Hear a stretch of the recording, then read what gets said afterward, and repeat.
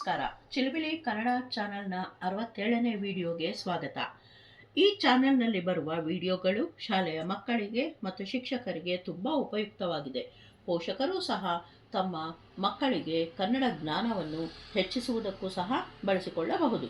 ದಯವಿಟ್ಟು ಎಲ್ಲ ವಿಡಿಯೋಗಳನ್ನು ನೋಡಿ ಸಬ್ಸ್ಕ್ರೈಬ್ ಮಾಡುವ ಮೂಲಕ ಪ್ರೋತ್ಸಾಹಿಸಿ. ಇಂದಿನ ವಿಡಿಯೋದಲ್ಲಿ ಪ್ರಾಥಮಿಕ ಮತ್ತು ಮಾಧ್ಯಮಿಕ ಶಾಲೆಯ ಮಕ್ಕಳಿಗೆ ವಚನಗಳು, ವಿರುದ್ಧ ಪದಗಳು ಮತ್ತು ಲಿಂಗಗಳು ಎಂಬ 3 ರೀತಿಯ ಚಟುವಟಿಕೆಗಳನ್ನು ಒಂದೇ ಬಾರಿಗೆ ತೋರಿಸಲಾಗಿದೆ. ಇಲ್ಲಿ 3 ರೀತಿಯ ಬಣ್ಣದ ಮೀನುಗಳನ್ನು ಇಡಲಾಗಿದೆ. ಈ ಮೀನುಗಳ ದೇಹಗಳನ್ನು ಆವರಿಸಿರುವ ರಕ್ಷಣಾತ್ಮಕ ಫಲಕಗಳ ಮೇಲೆ ಕೆಲವು ಪದಗಳನ್ನು ಬರೆಯಲಾಗಿದೆ. ಒಂದು ಮೀನಿನ ಮೂಲಕ ಏಕವಚನ ಮತ್ತು ಬಹುವಚನವನ್ನು, ಇನ್ನೊಂದು ಮೀನಿನ ಮೂಲಕ ವಿರುದ್ಧ ಪದಗಳನ್ನು ಮತ್ತು ಮತ್ತೊಂದು ಮೀನಿನ ಮೂಲಕ ಲಿಂಗಗಳನ್ನು ಬದಲಿಸುವ ಚಟುವಟಿಕೆಗಳನ್ನು ಮಕ್ಕಳಿಗೆ ಆಕರ್ಷಕವಾಗಿ ತೋರಿಸಿ ಕಲಿಸಲು ಪ್ರಯತ್ನಿಸಲಾಗಿದೆ.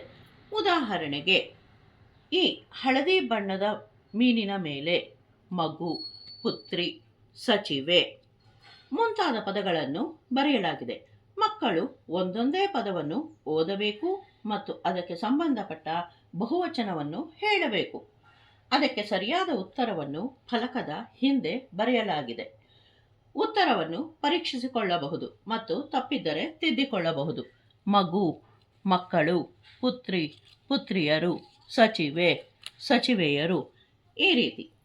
ಈಗ ಕೆಂಪು ಬಣ್ಣದ ಮೀನಿನ ಮೇಲೆ ನಗು, ಪೂರ್ಣ, ನ್ಯಾಯ ಮುಂತಾದ ಪದಗಳನ್ನು ಬರೆಯಲಾಗಿದೆ.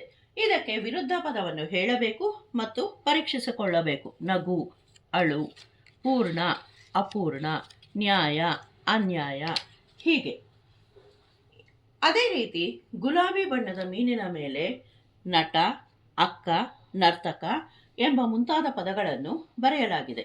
ಇದಕ್ಕೆ ಲಿಂಗವನ್ನು ಬದಲಿಸಿ ಹೇಳಬೇಕು ಮತ್ತು ಪರೀಕ್ಷಿಸಿಕೊಳ್ಳಬೇಕು. ನಟ, ನಟಿ, ಅಕ್ಕ, ಭಾವ, ನರ್ತಕ, ನರ್ತಕಿ, ಈ ರೀತಿಯ ಚಟುವಟಿಕೆಗಳನ್ನು ಆಕರ್ಷಕವಾಗಿ ಮಕ್ಕಳ ಕೈಯಲ್ಲೇ ಮಾಡಿಸಿದಾಗ ಭಾಷೆಯನ್ನು ಕಲಿಯಲು ಹೆಚ್ಚು ಉತ್ಸಾಹ ತೋರುತ್ತಾರೆ.